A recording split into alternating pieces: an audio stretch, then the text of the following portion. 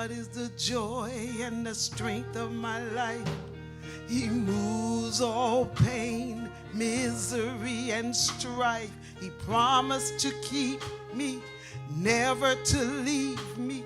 He's never ever come short of his word. I've got to fast and pray, stay in the narrow way. He keeps my life clean every day. I want to go with him when he comes back. I've come too far and I'll never turn back. God is, God is, God is, God is, ooh, God is my all and all.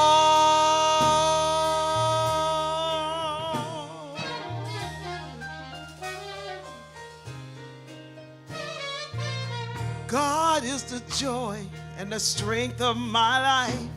He moves all pain, misery, and strife. He promised he'd keep me, never to leave me. He never ever comes short of his word. I've got to fast and pray, stay in the narrow way. He keeps my life clean every day. I want to go with him when he comes back.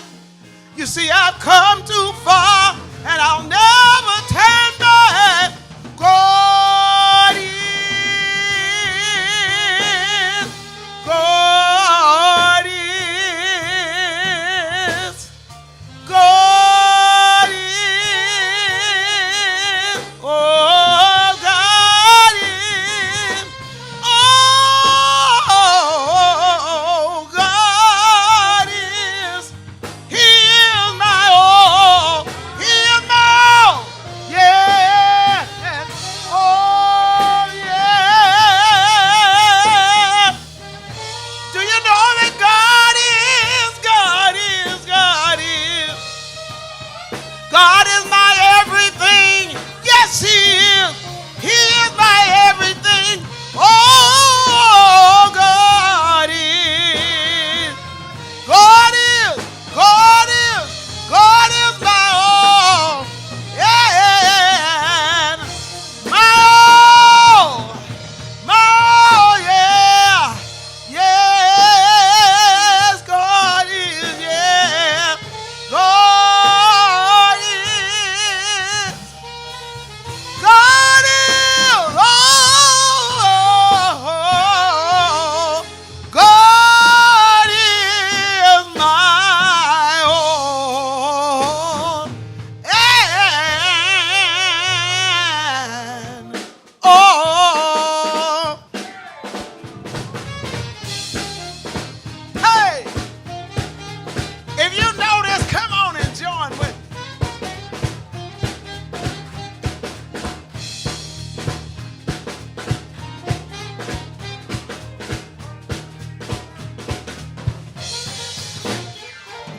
God is the joy and the strength of my life. He moves all pain, misery, and strife. He promised to keep me, never to leave me. He never ever come short of his word. I've got to fast and pray, stay in the narrow way. He keeps my life clean every day. I want to go with him when he comes back. I've come too far and I'll never turn back. Ooh, God is, woo, yeah, God is, okay, God is, ooh, God is, oh, I know God is, God is my all.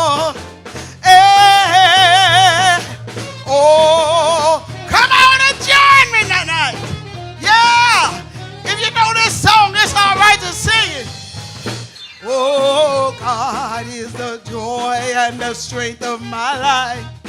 He moves all pain, misery, and strife.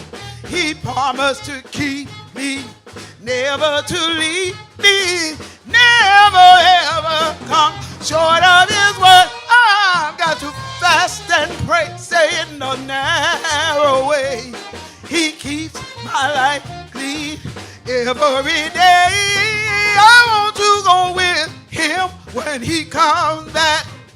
I've come too far. You see, I'll never turn back. Yeah, God is. Oh, God is. Woo,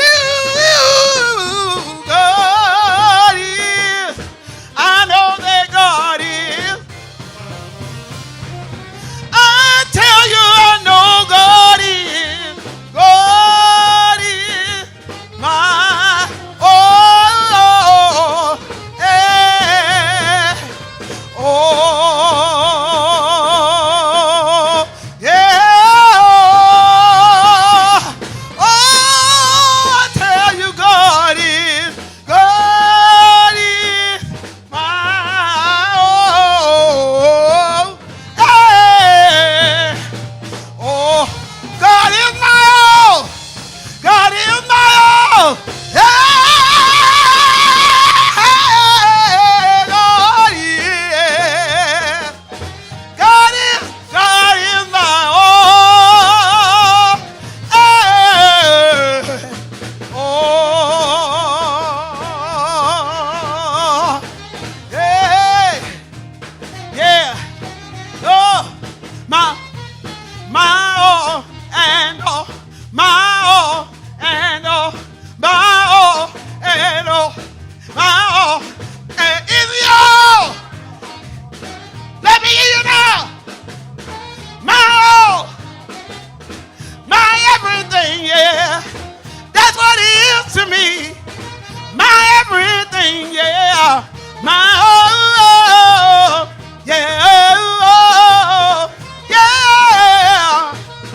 My all and all, my all and all, my all and all, yeah, yeah, hey, hey, hey, hey, God is my all, yeah,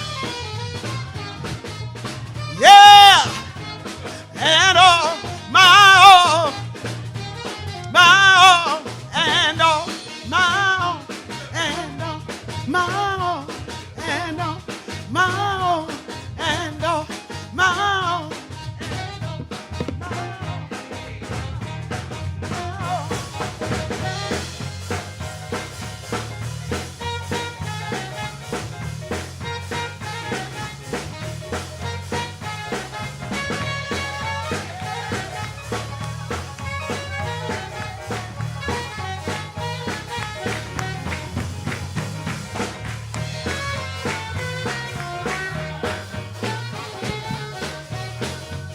Hello, hello, ABC. Glory, glory. Let's go, let's go. Glory. Yeah.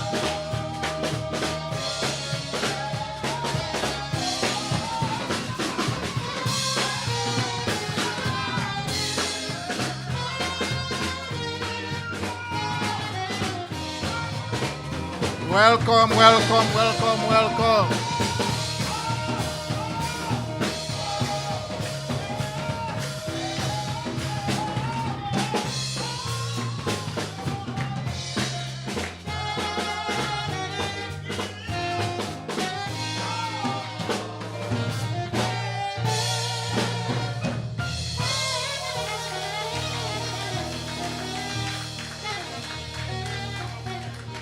All right. Good afternoon, everyone, and welcome to Chapel Tuesday. And I would like to also welcome those who are watching online. Now it's time to present or introduce our speaker for today. And I would like to welcome Miss Bradley to introduce our speaker today.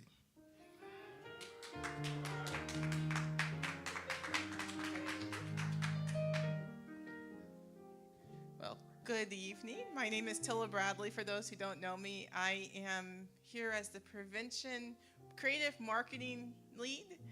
But our prevention team, as you know, we're around campus, we're doing things. And one of the things today is a presentation by Ms. Samantha McIntyre.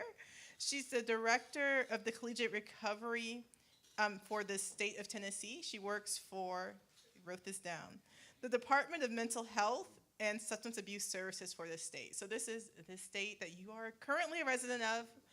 And she's kind of come to discuss just the different substance abuse initiatives that the state offers.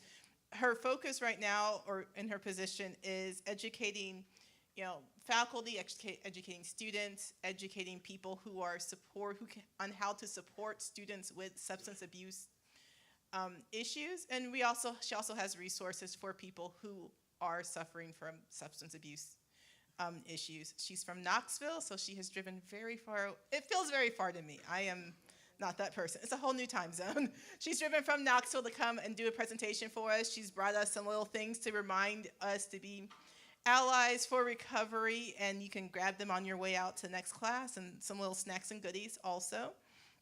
She's been with the department for 2 years, and she's going to come and do a presentation on the ways that the state of Tennessee has to support us, or students in Tennessee. So Samantha?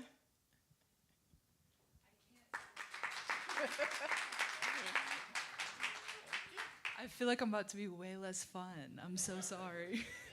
Substance abuse is not the most fun thing to talk about.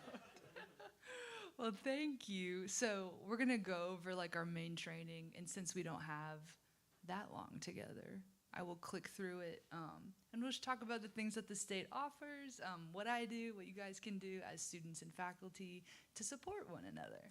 Okay, slides, perfect. Okay, excuse me if I like turn my head as I do this. And yeah, so this is our Recovery Ally training. It's brought to you by the Department of Mental Health and Substance Abuse Services. So there's a lot of long titles in our initiative. Okay. This is me in my headshot. Thank you. I took it in front of a magnolia tree. So I'm over the Collegiate Recovery Initiative. I'm a person in long-term recovery. I got sober when I was 21, so when I was in college. I'm a student. I go to University of Tennessee, Knoxville, so I am working and studenting and being sober and all of those things together. So a lot of the people I work with are young adults, so 18 to 25. So I get to be a peer support specialist too, and support people who are in that age range of not really wanting to get sober. Or recovery can be harder to find, or harder to just envision yourself. At 18, 19, 20, 21, like what is this gonna look like for the rest of my life? So it's been a really cool job. And next slide. Okay, so basically we go over the different stats when it comes to substance use, what recovery looks like, the different pathways people take. And then the solution of just being, compassionate, empathetic, all of these things that can help us support each other. All right, next slide. I'm gonna keep my phone up so I can keep time. All right, so young adults kind of take the cake when it comes to substance use. Are we allowed to, can I ask you guys questions as this goes on? Yeah. Yes, okay. Okay, so why do you guys think that 18 to 25-year-olds have the highest rate of substance use disorder than any other age group? That's a good one. Access, party time, yes. What's the answer? All of them. Yeah, there's a bunch of reasons. Yeah, there's, you're out from under mommy and daddy's house for the first time. You get to try things you never did before. You're outside. It's very exciting. Yeah, and people are like, okay, this is what we do, and it's pretty normal. Like, not everyone that drinks or uses ends up becoming addicted or ends up with a problem. But for young adults, it's like 27%. So that's a pretty big chunk of that age. So it's taking out like a quarter of people's classes. It's a big reason why people drop out. It's a big reason why people never finish college. So we're trying to keep people staying in school, keep people healthy. Oftentimes, too, people binge drink way more when they're in college than when they don't. Do we know why? Stress. Mm-hmm. Anxiety. Yes, we're all trying to cope with something. Yes. Yeah. Coping was good. What do you guys do to cope? Uh-huh. Good one.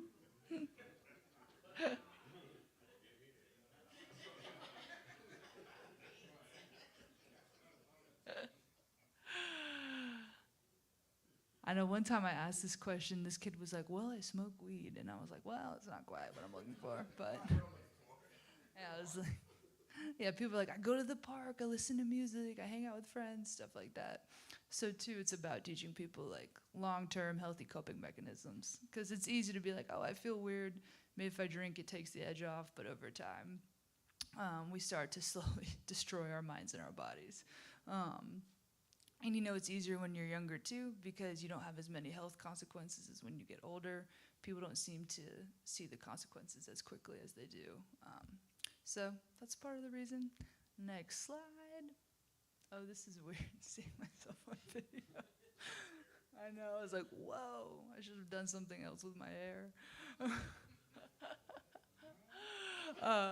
Also, the need is very high. There's a lot of overlap with mental health and substance use. It's like a chicken or the egg situation. We don't know which came first, but we know that both can inflame one another. So about 1 in 3 young adults has experienced a mental illness at some point in their life.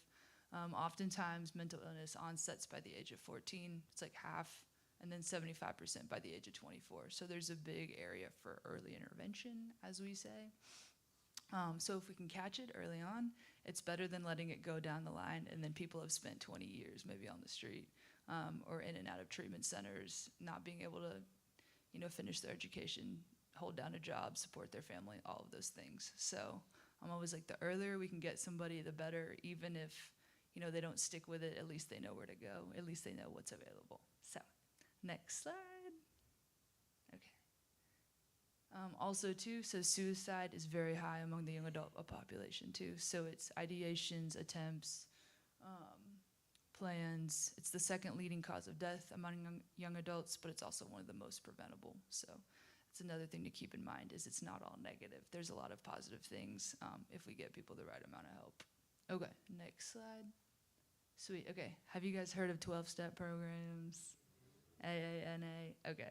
So these are great programs. They're everywhere. The only thing is they tend to lean a little more middle-aged.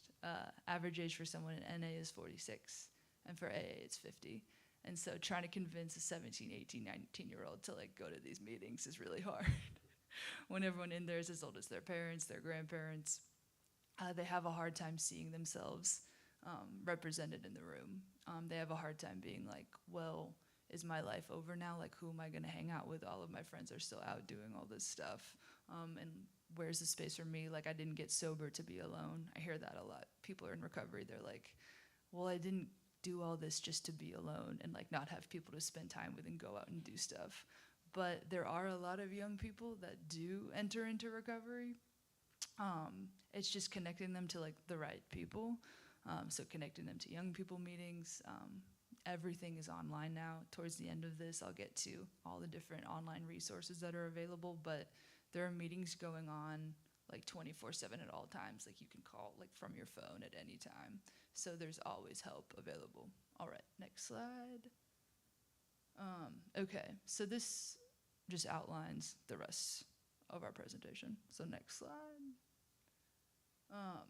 So there's a couple of things that you guys can do to be supportive. Obviously, you're doing it right now. Education, awareness, skills, and action. So by the end of this, you'll have all 4, so you can check that off on your list. Next slide. Okay. Also, luckily for you guys, being supportive to someone in recovery does not mean you are their counselor. They're a life coach. You don't owe them any money. You're not their taxi. That's a really important thing to remember too, because oftentimes addiction is a very nasty disease. It takes people's lives, their families, everything that they hold near and dear to them. And it turns people into, things that we don't recognize. And so it's very important if you have someone in your life that's struggling with this or has been in and out constantly, protect yourself first. None of us can pour from an empty cup, as they say. And so establishing boundaries with, how much am I going to be able to give this person to support them? But we also like to say that as long as you're coming from a place of compassion and a desire to understand a person's story and where they're coming from, that's sometimes all we need, because most of the time when people are dealing with addiction, they're met with a lot of shame, they're met with a lot of judgment, and people are like, you better figure it out, and how many times have we had a problem and someone's like, just figure it out, and we're like, okay, that helped so much. So when we can meet people with a little bit of compassion, be like, okay, well, what do you need? Do you want help? Like, let me sit here while you make the call. I can get you to somewhere where someone knows what to do. That can change the trajectory of a person's life. I know that it did for me and lots of other people I know. It's just having one person that cares and understands that, hey, like, this isn't your fault. You're suffering from a disease that you probably didn't even know you had. All right, next slide. Okay. This comes from the more peer support side, but talking about communication, these are all things I had to learn the hard way. Since we're on a time crunch, I'll say that the most important one I've noticed, in the past 8 years of being in this field is celebrating small wins with people, so being supportive. If someone's like, hey, I haven't drank in 7 days, to you, that might not seem like very long. To someone else, it could be a lifetime. It might be the first time that they haven't done that in a decade or something. So the more that we can support people and encourage good behavior, and that we can be someone that they can celebrate these things with, we're going to be a safe person for that person to continue talking about this with, because the most dangerous part of addiction is the isolation. That's when people overdose and die, and then we don't find their bodies for a week. So that's why it's important to have people kind of in your corner, even if they are out there, even if they are going back and forth. But someone that's just checking up on them can really make all the difference. Okay, next slide. Thanks, V. Okay, then we'll talk about some of the ways that substance use disorder, I use that interchangeably, like addiction. There's not really a difference between the two, but just for the sake of if you get confused by what I'm saying. All right, next slide. Have you guys heard of ACEs? Yes. Yes. What's an example? Adverse child experiences could be anything traumatic. Yes. Yes, 0 to 17, big developmental time for us. So the more ACEs a person has, the more likely their health outcomes will be negative. So what that means is that person's life will be much harder if they experience a lot of trauma in their childhood. So that's divorce, neglect, death of a parent, witnessing violence, grief, all of these things. And so it's important to know that when we're dealing with people that are using, they're probably using it to cope with something. And also too, the more ACEs a person has, the more likely they are to have a premature death and other things too. So it's not just developing an addiction, it's you have a higher rate of heart disease, diabetes, all of these other things come into play. You have the less likelihood of graduating high school, graduating college, having a stable long-term job, things like that. So it's important to remember, when we're working with people, hey, what happened to you, as opposed to what's wrong with you? Because that's typically our first question. If someone's been using for a long time, maybe having issues with the law, their family kind of hates them now. It's why won't this person just stop? And what we don't see is all the things that are going on, underneath, all the things that have happened to them. I can't tell you how many people I've supported that are I've experienced childhood sexual abuse. I lost a parent by the time I was 2 years old. There's all of these things that people suffer with that we don't necessarily see. And so the more that we can, form trust with someone, the more likely they are to talk about this stuff with us, and kind of reveal it to heal it, as opposed to keeping it down, which makes people want to isolate. All right, next slide. Okay, so we have different models of understanding. We have the old moral model that's, hey, if they were just a good enough person, they would quit, you know? But luckily, through the last like 50 years of research and understanding, we've learned that substances do affect the brain in a lot of different ways. And so that moves us on to our enlightenment model.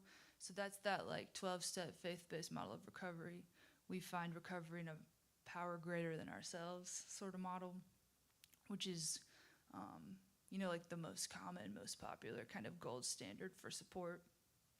There's the medical model and the compensatory model that talk a lot about brain development that I will try not to bore you guys with because it bores me trying to read these slides. Okay, next slide. So this is the slides I'm talking about. So we'll talk about the main neurotransmitter, that's dopamine. How do we get dopamine? Fun, exercise, eating good food, when people take care of their kids, all this kind of, so all these activities that are, help promote like our survival as human beings. Yes, yeah. And so what dopamine does is it stimulates that reward center in our brain, which is great. Our brains are very adaptable. We need to take care of children. We need to eat. We need to exercise. We need to do all of these things in order to like keep our life going. But if we start drinking, we start using, it starts to flood those receptors 3 to 5 times higher than any of these naturally occurring activities. So that's why people who have drank or used for the first time might be like, wow, I've never felt so much relief. I don't have anxiety. I don't have depression right now. That feeling of euphoria people describe for the first time. They're like, wow, like I've never had this experience before. And it's like, yeah, because like your brain is flooded with happy chemicals, which does feel really good. But then when it's over, those levels drop to what lower than what they were before. So then there's a period of depression, and then the brain is like fighting to maintain that equilibrium because our brain really wants to like stay in the middle. But when we start drinking and using, we start kind of going up and down. And over time, our brain is very adaptable. So we start to get used to that amount of alcohol, drugs, whatever it is. Does anyone in here drink coffee?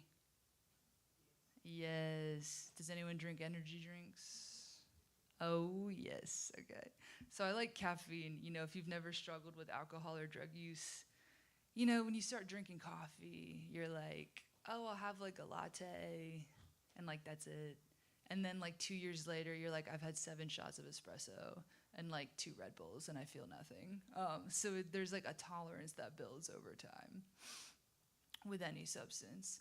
And so, that's where things start getting really dangerous. People start overdosing. People start mixing alcohol with other drugs that can also lead to an overdose or an accidental death. And over time too, we used to think that addiction just involved like the pleasure center in the brain, but we've realized that it stimulates those survival centers. And so over time, we start believing that, oh, I need this specific substance to continue to survive, because that's what that midbrain is doing. It throws the rest of our brain functions out of whack, like our prefrontal cortex, our hippocampus. All of these things get put into a chronic stress state over time. And so the longer that we use, the more that those, pathways in the brain get kind of cemented as like, this is what's keeping me alive. That's why people tend to neglect a lot of things when they're actively using. A lot of people stop eating properly, don't go to work, don't pay their bills, don't take care of their families, their children, things like that. Because the brain is like, I have everything I need right here. And without it, we start seeing, people going into detox withdrawals. And alcohol detox too can like actually kill you. So it gets really dangerous too when it gets to a certain point. All right, next slide. I'm like, my profile looks weird. So also too, so that frontal lobe doesn't develop fully till you're 25. I still think it's like 27 or 28. I'm gonna give myself some time. But that's responsible for our impulse control, so that's another reason that young adults have a harder time managing their use. So it's like, also too, it's like, you can't rent a house till you're 25, probably for good reason, or like rent a car. There's a couple of things that it makes sense why people under the age of 25 shouldn't do this. But also too, it affects our hippocampus, which is responsible for memory. And so typically, healthy brain, like we can assess things like danger pretty easily. But if you've been using a long time, you might continue to put yourself in dangerous situations over and over again. You might drink and drive pretty often because your brain isn't processing those short-term memories into long-term memories or assessing threats in the same way. And so then too, we don't know if we're in danger. We don't know if what we're doing is particularly dangerous either. And then people can accidentally die. We can accidentally hurt other people. So there's a lot of scary things that begin to happen too. Okay, next slide. Okay, I'm gonna run through this. This talks about other things. Once again, there's no one thing that causes an addiction. There's a combination of brain science, genetics, our environment, our coping skills, trauma, all of these things can play a part. Next slide. All right. I'm gonna click through this one too. Next slide. Sorry, I wish I had longer with you guys. Next slide, because I really want to get to our resources. So recovery has a lot of different meanings for people. I used to think it was just being clean off drugs, off alcohol, but as I've grown and as I've gotten older and seen the way more people function in their recovery, it's like very holistic. It's emotional health, mental health, spiritual health. All of these things can work together to like live to our fullest potential, which is really great. And it's really rewarding helping people find that. Next slide. Okay. Also, too, recovery is typically instigated by some kind of crisis. Could be an overdose. Oftentimes, it doesn't have to be that dramatic. But what's a crisis to me may not be a crisis to you. It's all very subjective. If you're younger, too, people might feel like their problem is not as bad. They're like, well, I haven't lost my family. I haven't gotten a DUI. I haven't been to jail. Do I really have a problem? Like, do I really need to stop? And I'm like, wouldn't it be great if you didn't have to have any of those things, in your life? You know, you wouldn't have to worry about that. So I never want to, like, undermine anyone seeking help if I'm like, your consequences don't seem that bad. But things happen. So I think for me, too, at 18, I kind of recognized that I had some issues. And over the next, 2.5 years, a lot worse things happened, and I owed Knox County Department of Corrections a lot of money after that. So that would have been nice not to have dealt with that. All right, next slide. This is so cheesy, too, but like anything in life, recovery is truly a journey, not necessarily a destination. It's something that we hope people stay on lifelong. Next slide. So it does get better. So quality of life, happiness, recovery capital, self-esteem, all greatly increase. Next slide. It does take the brain about 18 months to 2 years to fully recover, so that's a very long time. Most rehabs are only 28 to 30 days, so there's kind of a big gap, which is why having external support is so important as people go forward. Next. Okay. Okay, one more question. Why do we think stigma exists, especially when it comes to addiction? Shame. That's a good one. Okay. Yeah, shame, lack of education, lack of understanding and awareness of how this problem develops. It's really easy to demonize someone for their behavior and their actions without us seeing hey, what's actually going on underneath. All right, next slide. We'll skip through that one too. Thank you. Okay. And really quickly, easy ways to support someone, friend, family member, person you met, checking in, celebrating small wins, going to open meetings, initiating recovery-friendly activities, because not everyone drinks and not everyone uses, but when you get sober, you kind of feel like you're the only person ever. So it's important that they realize that there's a whole community out there. Next slide. Next one too, if anyone wants that. I think we are putting the slides out. Next slide. Okay. So for you guys, the slides are going out. Yeah, if you want to take pictures of these are really helpful. The state has different crisis lines. We have our statewide crisis line, our Tennessee Red Line, and our Consumer Affairs Helpline. We also have the 988. If you don't know what to do or you feel like someone might harm themselves or is a danger to themselves or others, you can call any of these and they will get you to where you need to be. They can help find immediate mental health crisis resources, or if someone's looking for treatment, referrals, things like that, we can help get them situated. Next slide. We also have Lifeline coordinators in every county in the entire state, and they help get people to treatment or to meetings when they leave treatment. And most of the people that they work with do not have health insurance, which is really great because we know that can be a barrier to people getting good care. So these are also really great people to have in your back pocket if you're like, this person's ready to go, but like, I don't know who to call. They can help get you that person somewhere within 24 hours. So really great people to know. We also have our faith-based initiatives. So this is like the office that I am in. And my counterpart, Jamie, trains people in churches, congregations, all institutions of faith on how to be supportive and welcoming to people, because oftentimes the place that we go to first is a place of faith to be like, I need help. And so the more that we can help educate people on what's out there, you know, the more comfortable they will be helping these people. And then, you know, just being a supportive environment instead of turning people away because they don't know what to do. All right, next slide. We also have people that go into emergency departments after people overdose and help get people into treatment and other meetings. This is a really great program. Over 5,000 people received Navigator services last year. Yeah, and there's 85 counties, so spread out across the state. All right.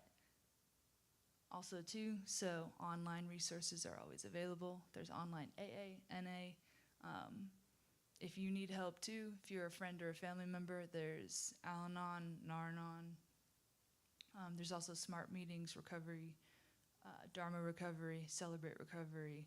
There's a ton of different programs out there for people across the spectrum. So there's always help. Okay, next slide. Okay, and this is our survey. You can take it or not, but it does go to my boss, so be nice. Does anyone have any questions? I know these slides are going out, so you guys will have all this information too. Also, thank you for having me. I know this was quick, but I really appreciate you hanging out with me at 6 p.m. on a Tuesday.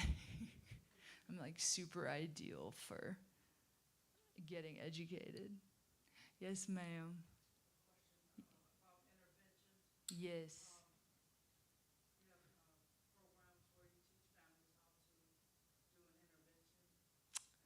I will find that for you. I can't think of it off the top of my head, but that is a great program to have.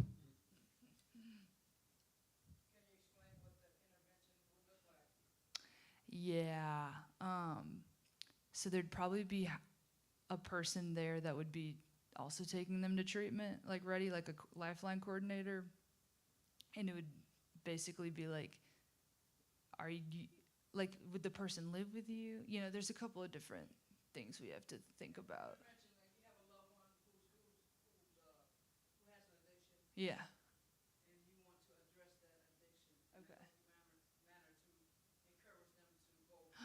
Gotcha. Okay. Yeah. So having someone like a representative from the treatment center or someone that can take them to the treatment center would be helpful too.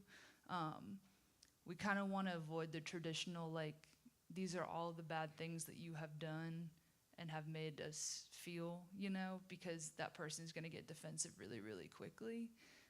So being like, hey, we love you, we care about you, we want to offer you some help.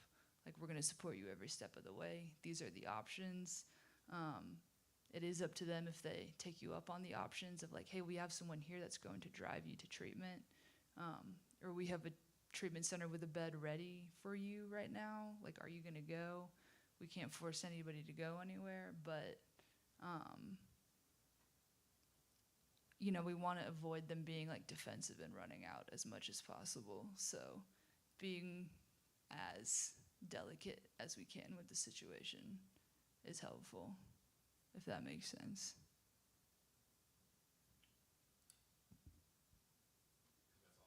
Does this go right here? Okay. Sorry.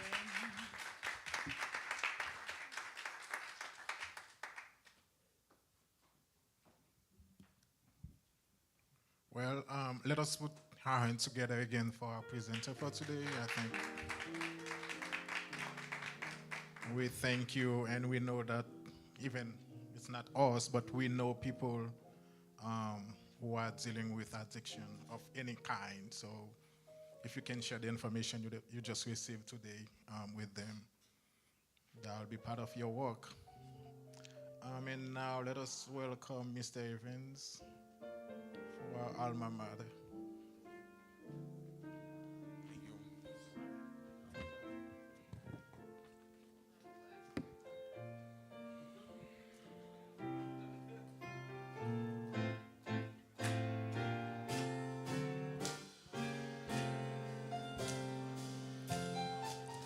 We love the alma mater, the school we cherish so. The world will read that data wherever we may go. Thy words will never alter, will never, never falter. And showing forth thy faithfulness, ABTS. The world will praise thy students wherever they may go. Thy walls have made them prudent because they love thee so. They'll never forget the pleasures, the care and precious treasures of all thy love and righteousness, ABTS. The memories of thy teachers shall linger in our hearts.